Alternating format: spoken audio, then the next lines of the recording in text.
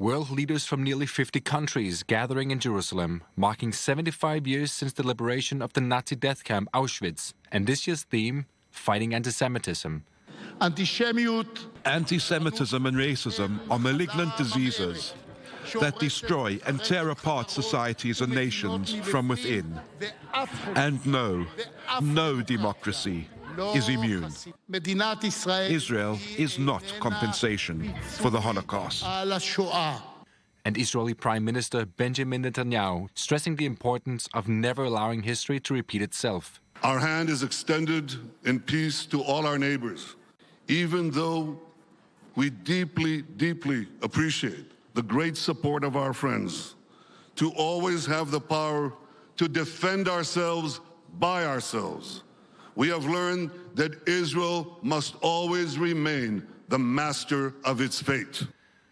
Among the 10 speakers, representatives of the Allied powers during the war and the losing side, Germany. I stand before you all as President of Germany, and I stand here laden with the heavy historical burden of guilt.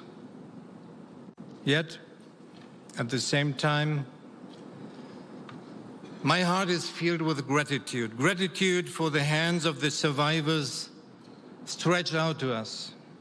Gratitude for the new trust given to us by people in Israel and across the world.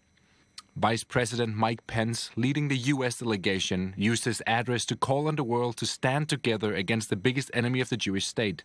We must also stand strong against the leading state purveyor of anti-Semitism, against the one government in the world that denies the Holocaust as a matter of state policy and threatens to wipe Israel off the map. The world must stand strong against the Islamic Republic of Iran.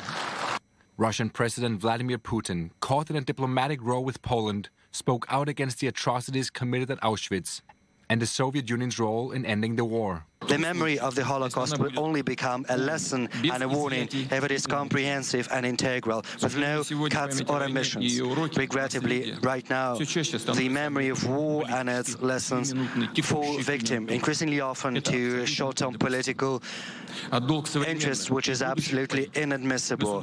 The biggest diplomatic event in Israel's history is an opportunity for leaders to advance ties and discuss other pressing issues.